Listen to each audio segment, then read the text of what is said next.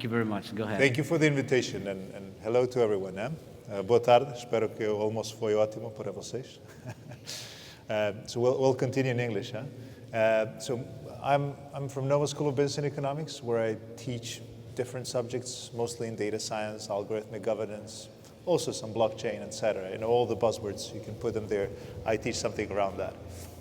But I've been in education, in formal or informal education since elementary school, helping my colleagues who couldn't catch up with math or other things, or doing things for people who are disabled, victims of war, or well, different things, including most recently here at Nova, Data Science for Social Good Summer Fellowship.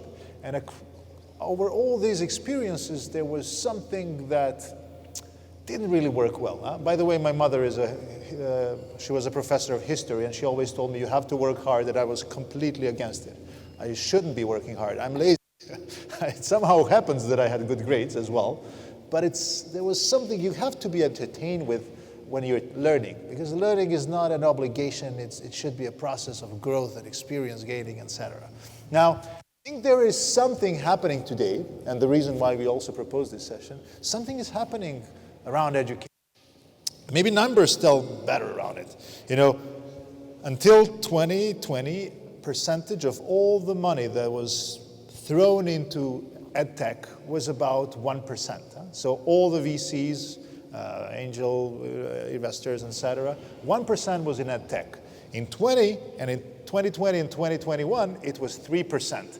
2%, 1%. But let me put you in dollars. It's $4 billion versus $20 billion in 2021. So $20 billion, I think it's decent money for this stuff. And it doesn't happen out of the blue. Just edtech is now popular. There should be some ingredients. You should have people who have access to internet. You should have devices, and now everybody has devices. And it somehow seems like a perfect storm for us to make education enjoyable. And today, we have here four wonderful Portuguese entrepreneurs / people who care about education and think about it in different ways. First, we have Paulo Silva. He's an economist.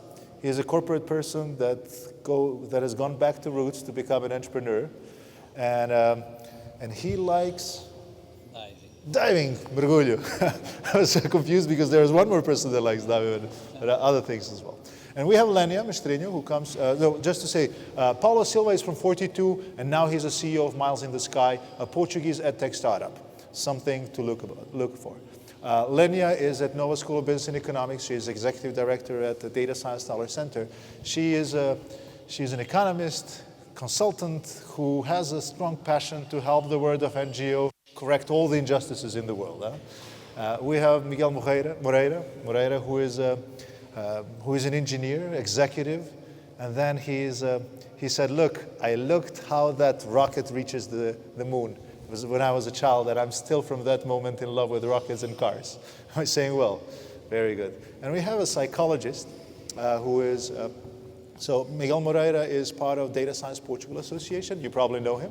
Right? And we have Bruno Ramos, who is a psychologist in love with cinema, and he is promoting entrepreneurship in Portugal and adding to all these different, complementing the education of primary and secondary education in Portugal through Junior Achievements Portugal. If you didn't know, Junior Achievement is a century-old institution that is still relevant today. But in Portugal, it's only 17 years. And based on what we're hearing, it's never been in need more than today. I said a little bit about you, and the idea is here the following. We're going to talk about, I prepared some questions for them, about half an hour. And then you listen and you want to ask them something, you ask. Is that okay? And don't be shy. That would be really nice to have some questions from you, the audience. First, let's start with Paulo Silva. You're in a special place. 4 years ago, 42 came to Portugal. It was in Lisbon, now in Porto. And it's now has a spin-off. It's an education startup, but it's not the only startup that this factor of innovation is likely to show to the world. So, can you tell us a little bit, just a couple of minutes, what led to 42 and then Miles in the Sky, and what are your learnings? Okay. So as you said, about 4 years ago, I had a midlife crisis after my corporate career. And with my partner in crime, that is Pedro Santa Clara, that I think many of you know, we decided to create a small incubator of projects in education. And the first one we brought to Portugal was 42. What do I like to do? And although it was a midlife crisis, I went back to my origins. I like to do new things, different things that may have an impact addressing real, relevant problems. And I think we all recognize that there is a big, big challenge in society that is the issue of skills. It's the issue of upskilling, reskilling, and so on. It has happened already in history, as some of us would remember, Industrial Revolution, whatever.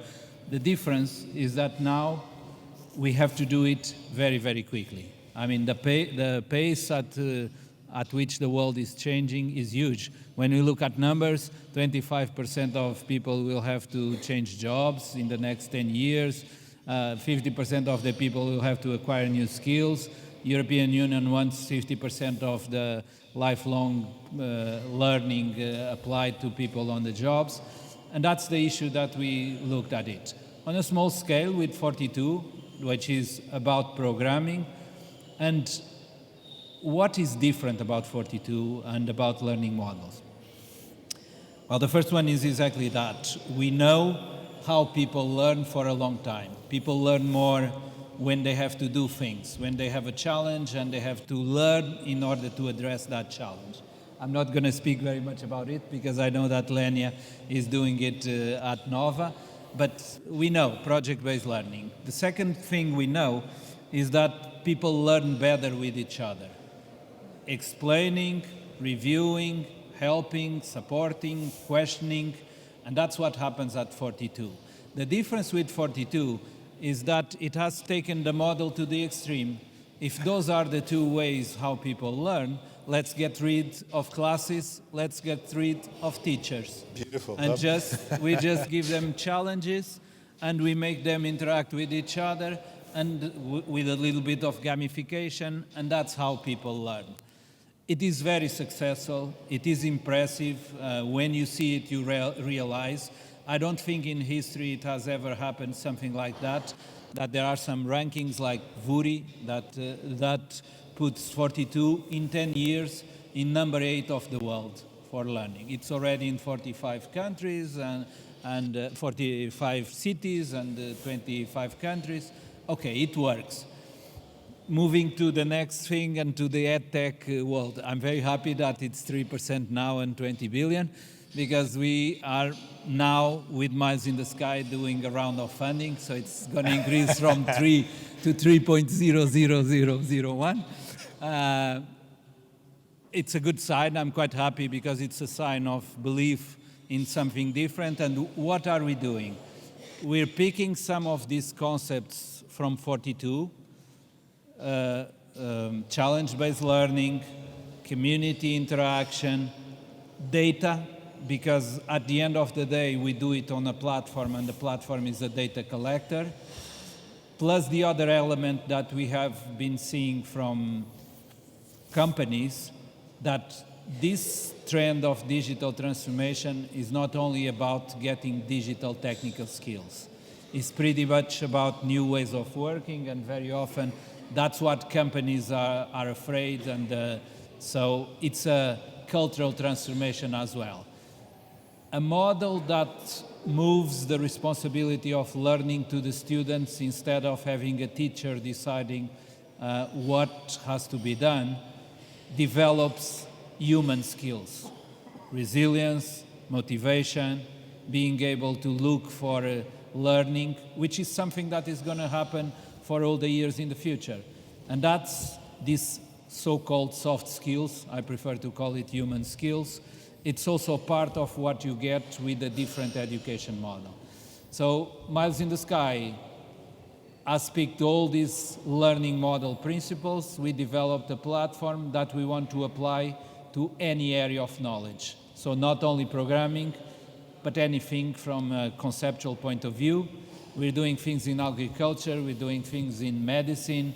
We even did with Ricardo Marvão the Academy of Politicians called Próxima Geração.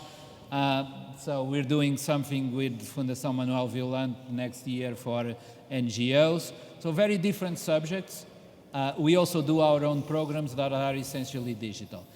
But that's the concept. That's the concept of Miles in the Sky. Apply a new learning model with a platform to other areas of knowledge. Very good, thank you. So if you can Google it, Miles in the Sky, see what it is with your own eyes, so you can also participate in this. We have a Python program starting on the 29th. So the 29th, there is a Python program if anybody wants to become Python professional there.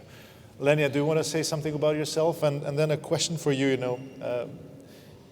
by chance I know that Nova has this new Masters in Business Analytics and that there is this little specialization on program-oriented project-based learning where people or students can start with a program for the early beginning and work for 12 months or more to deliver something with the partners.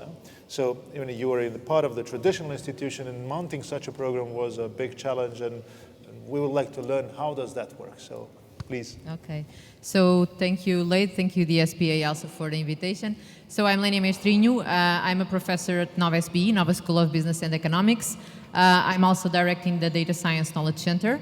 And this center is a place where data science consulting, let's say, meets applied research and education. Our goal is to advance the knowledge that we all have about data-driven decision-making and its impact on society. And I believe that we also have some kind of special mandate to train our leaders, our young leaders, on how to use data science sustainably and for a more thriving society. So regarding PBL, the acronym stands for Project-Based Learning. It is a special twist that we have added to our Masters in Business Analytics. And basically, it allows students from the very beginning of their master's program to apply to PBL and be able to develop a data science project end-to-end with a specific organization. And here we work with companies, NGOs, governmental agencies, so we are very diverse in terms of the market that we cover. The students are working in teams of 3 to 5 students, and each one of the teams is also supported by 2 mentors. So we have one person that is more focused on the data science part, the data science field, and the other one is more focused on the business and management side. And they are both experienced professionals, either from the industry or from the academia. The use cases that we work on, that the students work on, are very diverse as well. So last year, for instance, we worked with a pharma company to predict the next best action to improve the healthcare professionals' engagement. We worked also with a bank to create a sustainability ID for customers in commercial banking. We worked with an NGO, a social food takeaway, to help them optimize their food production. This year, for instance, we will be working in the areas of health, banking, employment, tourism. So there's quite a diversity of industries represented as well. For the students, I mean, students are always super enthusiastic about PBL. We run, of course, these surveys at the end of every edition to understand how it impacted the students. And the feedback that they give us is usually that PBL really contributed for their development of management and data-related skills. They felt that it was really important for them to get some hands-on experience, in a real-world problem with a real data set, with a real client as well. And it was also important for them to better understand what kind of profession would they like to have, or what kind of role or not have in the future. And I think it is also, or it brings also benefits for the other stakeholders involved. So we have the mentors and we have the clients as well. So for the mentors, I think they have the opportunity to be exposed to different and complex problems from the industry. They also have the chance, to enhance their professional networks and also to pass on their knowledge and support shaping the next generation of technologists that we have. And for the clients, of course, they are motivated by the data solution that they will have, by the prototype that the students will develop. They also have the chance to develop their teams, through learning by doing. And they have access to this amazing pool of talent, and a lot of them end up also inviting the students to stay with them and to work for them afterwards. And I think, in my perspective, I think that PBL has some special aspects that make it a full immersive experience. I think one of them is the fact that it is not a simulation, as we were talking before. So usually the academic assignments are simulations, or are fake situations. And here you have a real-world experience, but it is also safe enough, let's say, for the students to feel comfortable doing it. I would say also that it is a complete experience because you have the chance not only to develop your hard skills, but also the soft skills, and mix both the knowledge that you get in class, because throughout this project that takes up to 12 months, students are doing the PBL, but they are also doing their master courses, so they can apply the knowledge that they get in class specifically on the projects. And they can, they will also have challenges where they have to learn by themselves. And in this industry, it is really important for them to develop also this self-taught capacity. And finally, I think the PBL is like long enough to give them some kind of roller coaster experience, because they are super excited at the beginning, so emotions go up. Then they manage to see the data and they get super tired, so emotions go down. And then they have, let's say, the first meeting with a client and it goes well, so up again, and then a conflict between the team and it goes down. So this is the kind of real world situation that they need.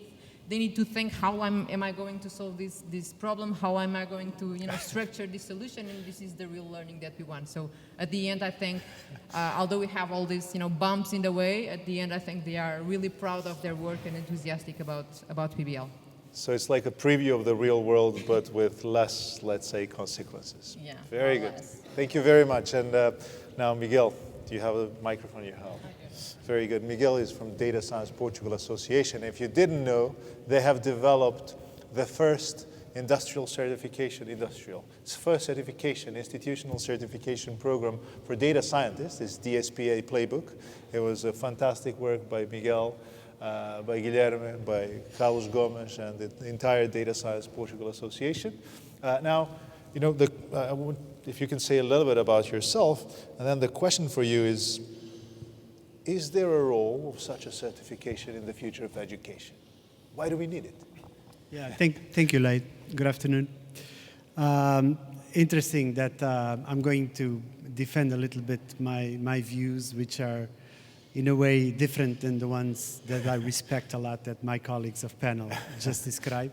And I think it's an interesting moment that we live in, which new models come along because the need is not fulfilled. So maybe new ideas have to come along, have to be tested.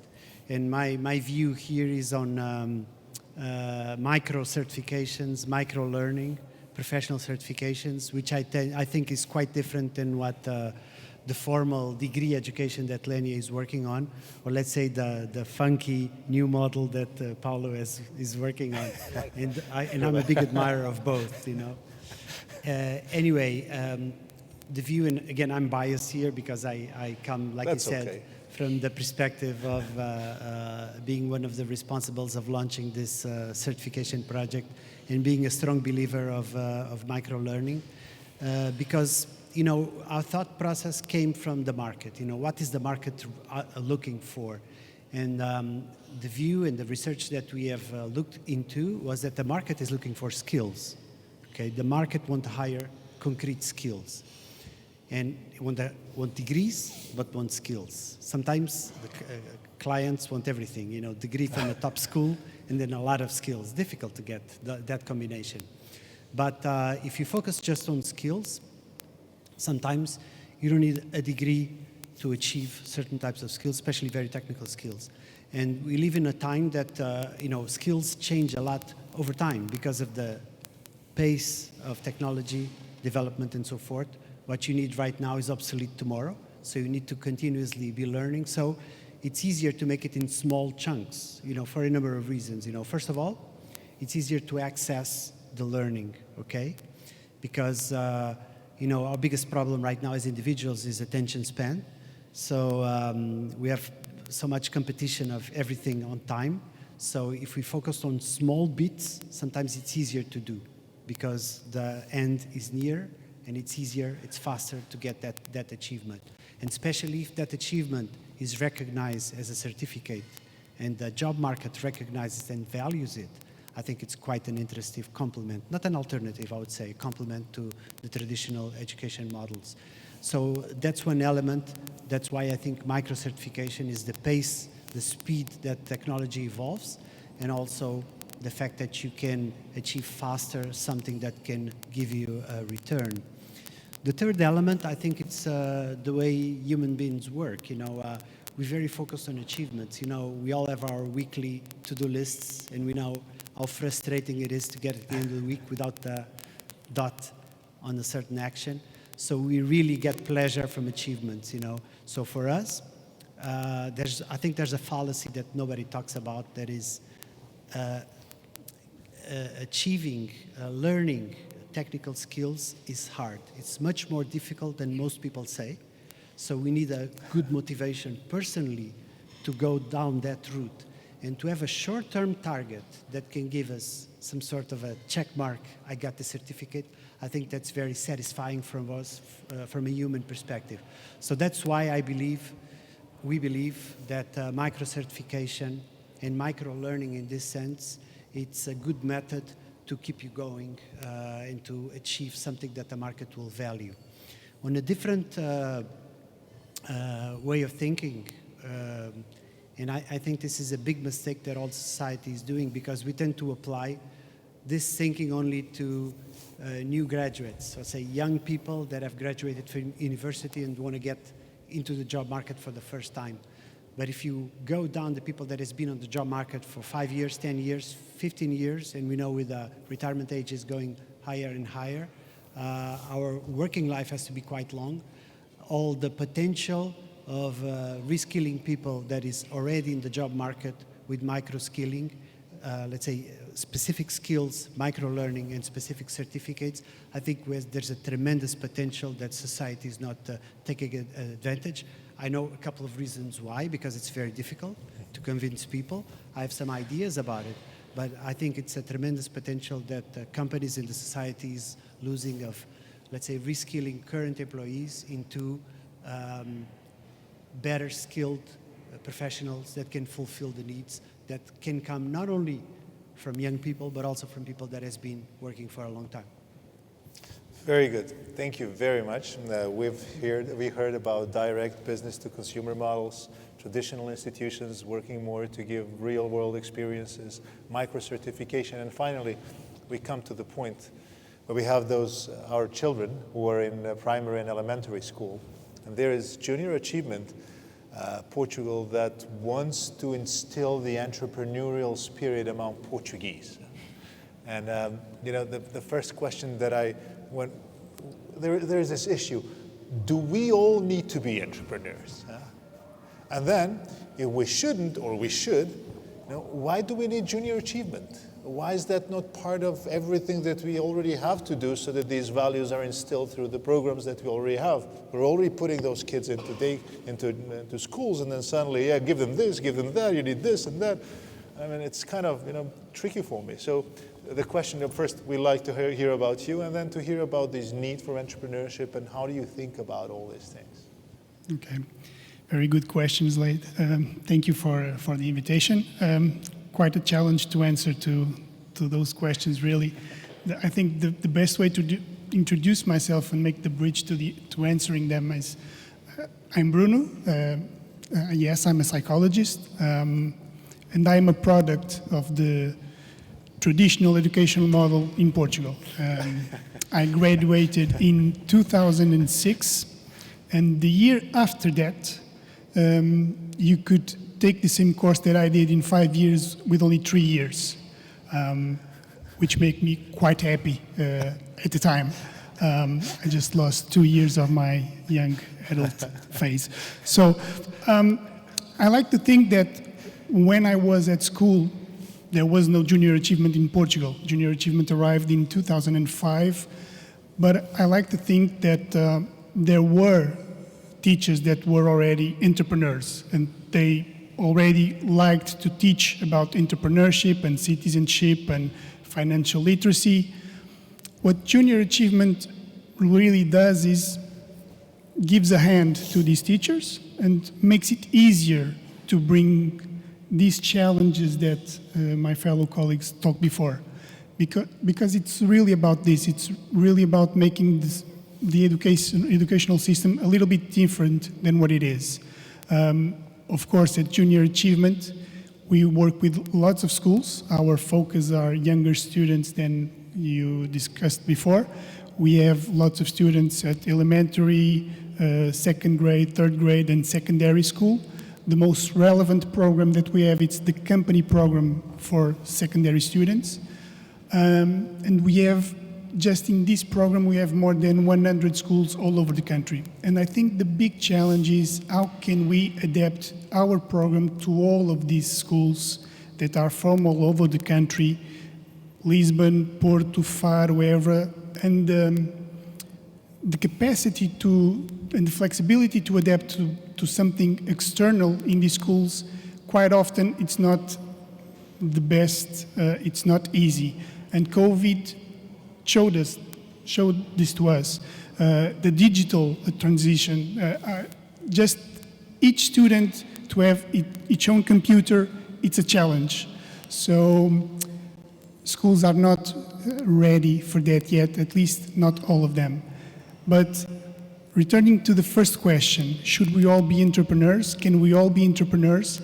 At Junior Achievement, we believe that you necessarily don't born as an entrepreneur, but at least you can try to learn some skills or develop some skills to be a better entrepreneur, a better citizen, a better helper to all organizations. You don't need to create your startup, your own company. You can be an entrepreneur working for another company, in another organization. Should we all be entrepreneurs? That's a very good question. Very, very good question. I think that I work at Junior Achievement for 10 years because I believe that we should all be entrepreneurs at what we do. I think that's the right answer, at least for me.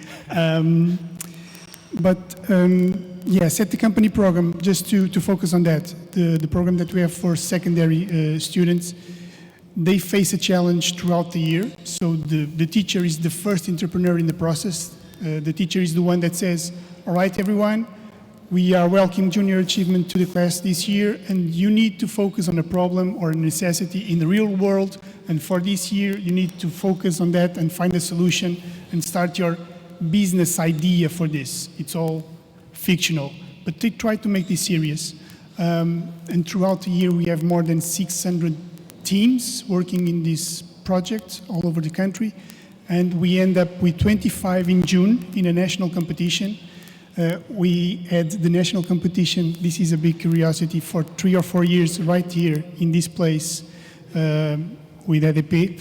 And yes, it's a program that brings changes to the students, makes them uncomfortable. We are talking about students with 14, 15, 16 years.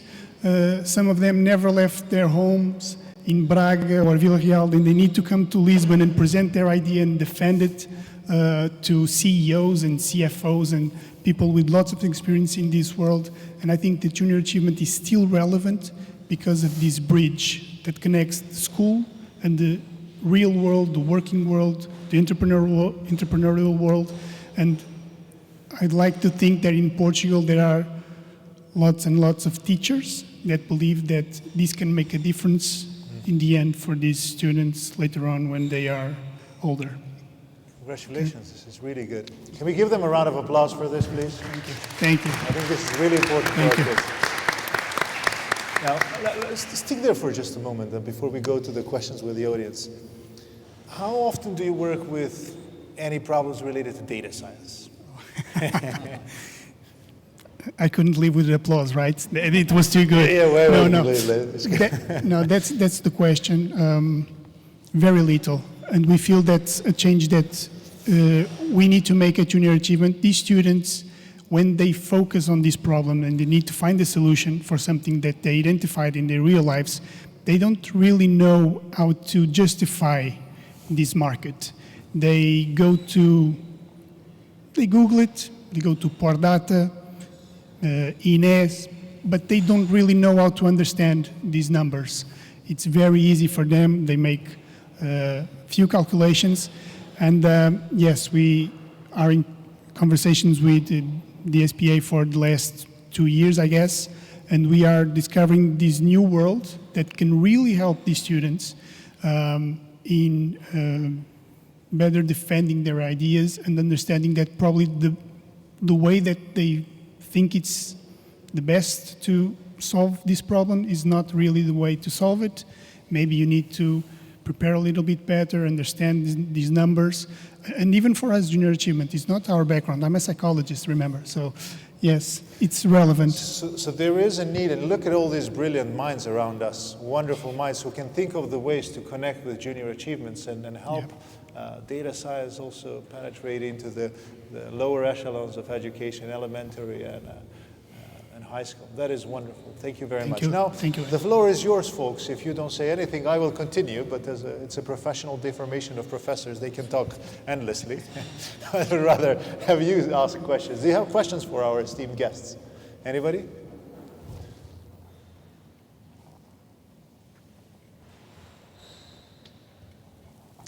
I'm sure you can think of a question or two as we open up this a little bit more. I can continue with this. Paulo, we'll go back to just spread the love a bit. Does it really work? Is it easy to make people, I mean, we say, look, I mean, by the way, he said that professors are not needed anymore, so I feel really happy. In 42, you don't need professors to learn something. I don't want that kind of thing. But here is a question for you. What about those who cannot learn without professors? Or the community, or with the community, so let's put it there. It's not an excuse, but we don't want professors repeating just theory or concepts or all of that. Actually, we like professors to become what we call the designer of a learning experience. And I think this learning experience is the crucial thing to make learning fun. We also don't like very much the word education. We prefer learning. And actually, I was listening to Miguel. I think certification or recognition of acquiring skills, it's something very important. But the responsibility for learning in a model like ours becomes a personal responsibility. Seems like entrepreneurs, right? Yeah, in a way. In a way, I mean, Miguel was saying that all of these skills evolve at a certain pace. We like to believe that what people at 42 get is, and it's not a buzzword, is learning to learn. Because when you force them to go search for content to address a problem, try, fail, try again, remove the burden of failing from all these initiatives, actually what they're learning is how to approach something new that will come into their world. When you ask me if it works, I mean, what we are doing at Miles is a little bit different because it's easier to create engagement and interaction and have people interacting with each other, helping, supporting, when you are in a physical space. For the scale of what we have to do, with people distributed around different geographies, like what you have with the kids. I mean, the issue of how do you enable interaction among people, peer-to-peer community, is probably our biggest challenge.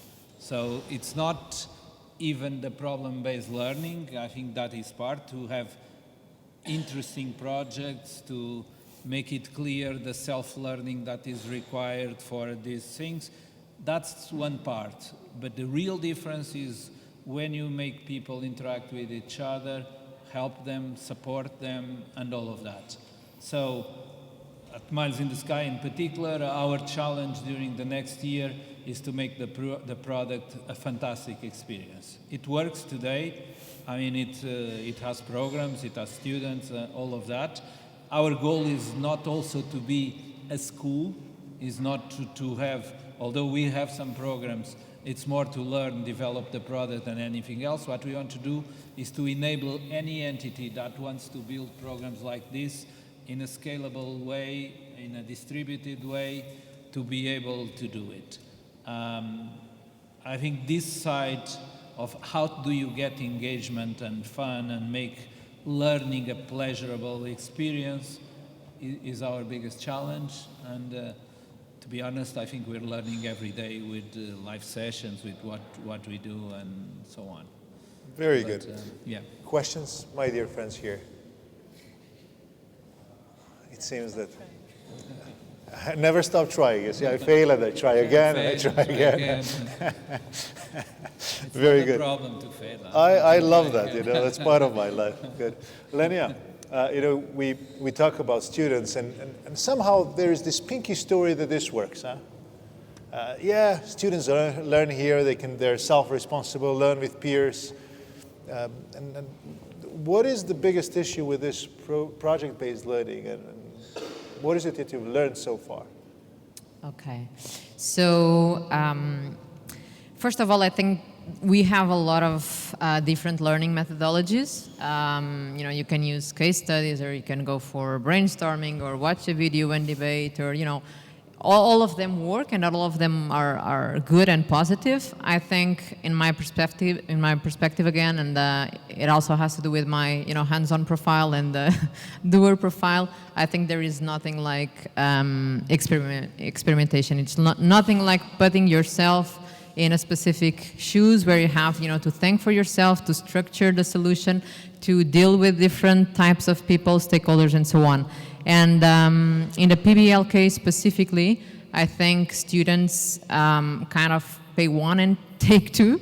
So basically they go for a master's program, but after 1 year and a half, they have not only their master's degree or master's certificate, but also 1 year and a half of experience in the industry, of experience doing or developing a specific data science project.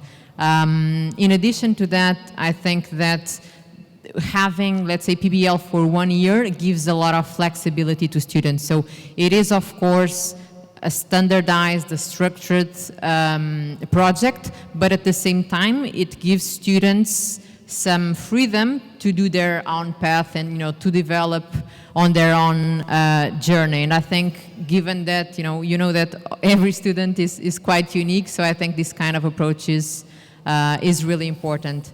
And also, I think, thinking about their path moving forward, which is, you know, moving from the academia to the job market, it is kind of a smooth bridge between both.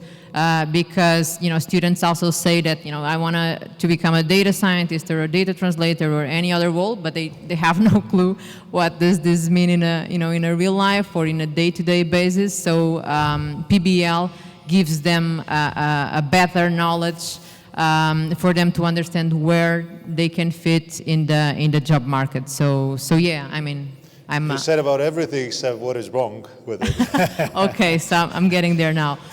No, I think one of the challenges that we have is that for it to work for everyone involved, because we want it to be a win-win-win situation, you know, clients, students, mentors, we have to spend a lot of time in preparation. So we are talking about data science projects, so there's a lot of scoping involved, previous work. So we start working with the clients almost like 6 months to 1 year before starting PBL.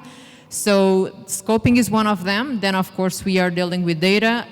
Bunch of times is sensitive data, so we have all the agreements regarding confidentiality, GDPR, and so on, data sharing, the first data audit to guarantee that data matches the problem, and so on. So all of this preparation is a challenge, and we are of course learning every year and trying to fine-tune the process every year. We have a lot of challenges, Yeah. Like super honest, of course we have a lot of challenges, but we are learning from them and improving and doing something different every year. I know it works. At the end, the balance, is very, very good, but it is a lot of work behind and a lot of orchestration of different pieces to guarantee it is as successful as possible.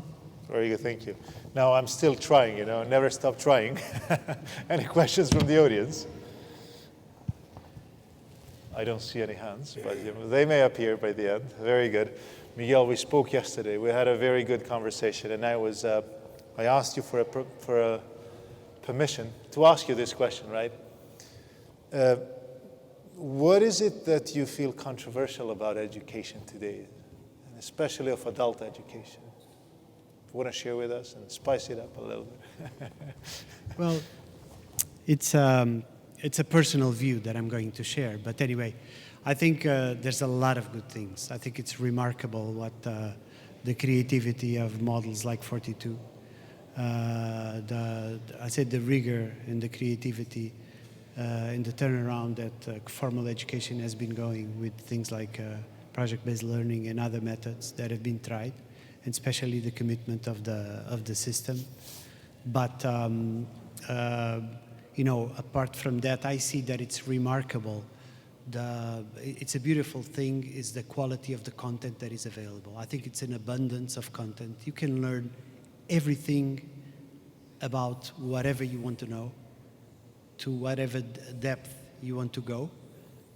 If you just search online, even free content, open contact, YouTube, Khan Academy, and so forth, it's beautiful what you have to your disposition. It's amazing, Nobody can complain that it does not access content because there are some paid content, but free content is available in basically, we can be an expert in 2 months or 1 month if we really focused on that. Obviously, we don't have the practice, but we can learn a lot. So I think the abundance of content, I think it's a great achievement that our society has been accomplished, and most of it is free, which is great. Thinking on probably more on the what is not done yet, or let's say more critical view. And again, this is a personal view. I tend to look at it as if you look at education, or learning, using Paulo's preferred term, which I prefer also.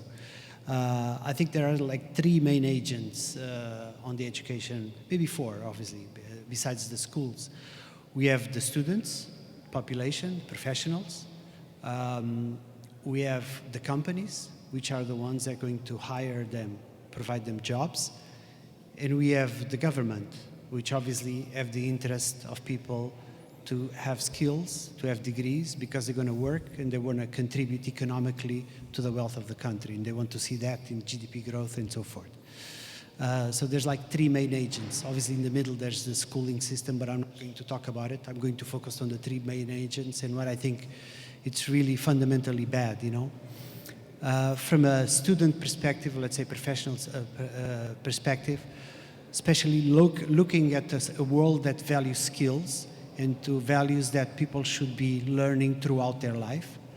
That's a very difficult to achieve because in general, people are not trained, they're not educated to actually save money to invest on their own education throughout their life, because basically there's not a tradition for that, but mostly because there's not a return on that investment directly. I can go and get a degree and not necessarily I'm going to get a salary raise. If there was a more direct relation between those 2 factors, I think people would be willing to spend their own money or at least do savings or maybe go on a loan to actually achieve an extra skill. So I think it's an important element, but it's not the biggest problem that we have. But again, the problem there is the lack of relationship between extra skills and immediate return. If we go to the government side, I think and bear with me, I think what we're doing in general is really poor, because I think governments are injecting so much investment, especially in professional education. And throughout the years, for a number of reasons, we were able to basically almost waste all of that investment. Not all, but most of it has been wasted, because I think all the historical pattern has created a concept that government subsidized education has to be low pay. I'm not saying low pay, it's very, very low pay. The standard is like 25 euros per hour. It's the limit that the government subsidizes. And to be honest, it's 25 euros per hour. Everyone that has delivered classes here knows that at least the preparation hours are maybe 2 to 1. So maybe you have to divide by 3 of the working hours. So we're paying about 8 euros for the professor per hour. You know, how can you get quality education paying 8 euros per hour? And this is the standard. So I think it's billions or millions of euros being injected into the economy year after year, promoting education that in general have no quality. And I think this is a big problem that I don't see a big discussion about it, because companies take it, professors take it, maybe because there's no alternative. But it's a big mistake, and I think it's a big waste of investment. The third actor, which are the companies, and I think, and again, bear with me because I'm a corporate guy. My career, I own it to the big corporations, but I'm very critical about it, because companies don't invest enough on education. Because if government only invests low pay, low quality, if the individuals don't have the capacity, financial capacity to invest on their extra education, companies could do it. Companies do have the funds to do it, but they don't have the will to do it, and that's a big problem. We know that in the last 10 years, corporate investments on education has been reduced to half, and currently, if we look to most of the companies, it's divided between education to top managers. They send them to premium schools on concept-based education, 2 days, 3 days. It's basically a perk, because you spend a good time, 3 or 3 days, you put it in your LinkedIn, and it's a lot of fun. But what skill do you learn on that? Not a lot, okay? Or you invest on the mandatory 40 hours per employee education. And on that, you give it to HR, no offense, and HR basically is going to hire probably the same thing that they've been hiring for the last 10 years, something that is totally uninteresting, and they pay the least possible that they can. No skills there. So the people in the middle have no investment in general from companies. Obviously, there are exceptions, honorable, but I think we're losing a lot of opportunities there. And to go to the point, I think this buzzword, it's probably the most empty buzzword that people use. It's lifelong learning. I think it's a bullshit word, you know, the way that people look at it and the people act on it, because it's probably the biggest potential there is. Companies should be the biggest actors, and they're doing very little about it. So I think we're losing a lot of potential. So, you know, sorry if I was a bit extreme, but of the things that I think that don't work properly, I think those are the 3 main. Thank you for this. You spiced it up, as we said, right? No questions here yet. Now, I have you know, it's time for stretching, so I'm going to ask you to vote by raising your hand. How many of you think so far that education that you have gone through is fun? Oh, that was not stretching the hands. Let me put it inversely. How many of you that have gone through education think that education is not fun? Oh, look at that. Stretching is now on. Okay. How many of you would you invest in learning that is fun? I think you have some customers here, everybody. Oh, congratulations. You see that there is something obviously wrong with such an unanimity. I mean, for those who are watching us online, we didn't see, well, we saw honorable 2 hands that thought the education as it is was fun, but 2 out of maybe 50 to 100 here. Okay, now just to wrap it up, I think Guilherme would like us to stay on time, right? Thank you, Guilherme. You know, just very briefly, one thing that you are absolutely thrilled about the education today, and one thing that you think that is really disappointing you, if you can. Well, start with you, or yeah. All right. Okay. You want to start? I would pick on what Miguel said. I think there is a huge amount of content, and that makes us think, if the content exists and you can learn whatever it is, why aren't you learning? And I think that's the question, is the challenge is probably not anymore to build content to teach something, is to create experiences around that content that can be fun and engaging. And I think that's the challenge of what That's the disappointing part. That's the disappointing. No, the disappointing is what we still have to do. And I think I share that. I think I share the fact that I see our biggest challenge precisely in adult education. Because the transformation that will be required in terms of skills is huge, and the model is not working. Fully agree. I think that's the problem that we have to solve. The existing model is not there. Thank you. But the content exists, and it's brilliant what you can find. So that's not the challenge, is to build the experience. Thank you very much. Lénia? Okay, so I think we are seeing all this, all this innovation, all this disruption, cutting-edge methodologies, schools, and so on that we have all been speaking about. But it is quite concentrated on our area, so more data, more technology, business, and management. So I'm a professor, but I'm also and always a student. So this year I took a post-graduation program. I often take short executive education programs, and I feel so many times disappointed, because some of them are really, boring, old school, dinosaur-esque.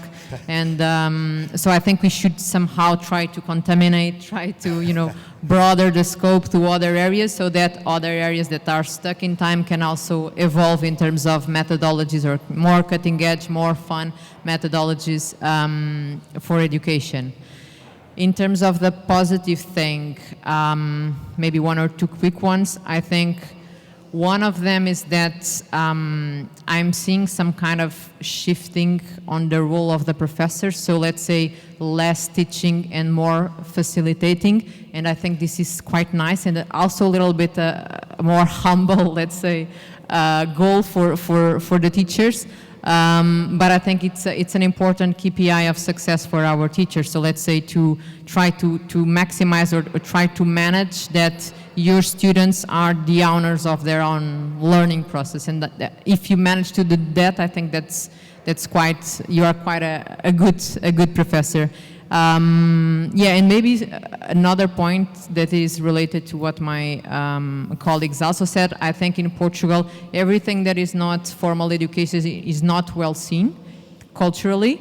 And I think these schools like 42 and these other methodologies are shifting a little bit our mindset towards vocational training, and I think that's really important for our society as well. Well, I think what I think it's beautiful right now is the choice. I mean, there's so many choices, so many options that you can choose. There's no excuse not to learn. You have models to choose. You have low investment, high investment, free, and so forth. I think the biggest challenge is how to have the discipline and the willingness to spend time, to invest time on it. My wish is a little bit like what Paulo is saying. How can we trigger the population to learn how to learn? I mean, to the need to continuously learn and not to become obsolete. I think that's my wish. How could we find a trigger for that? It's a bit realistic, but it's I think would be a beautiful thing to happen. Thank you. Bruno? Okay, for us, junior achievement, the enthusiastic part, I think it's the teacher. We really feel that they are the agents of change. each year they continue to surprise us and show us how much they can do with so little. And the disappointing part, I think, that it's the pace. It's been talked here before, the pace of change. We feel that there is not just one Portugal, there's different Portugals. In some schools, the pace is a little bit higher than in other schools, but once again, if the teacher can create the movement and engage the students and share that spark with another teacher and create the movement, we feel that the pace can increase. But there's much more to do in that field. Thank you very much. I didn't ask you the second questions as I did the others, so let me then do the justice. Any of you who want to share your professional path, how did you become data scientists or something else? Junior Achievements actually send these people to schools across Portugal so they can inspire children to go on this path. And they don't have a lot of data scientists, so I think you would do a great thing for you and for the others to learn with those kids and to tell them what is data science. And you should be ready, as Bruno told me, to say it in the worlds of children, not in the worlds of very high professional who knows great math and to show it's complex, but to show them on very simple examples how beautiful this profession is and how important it is for the future of there and of Portugal as well. So thank you very much for this. Can we give them a round of applause?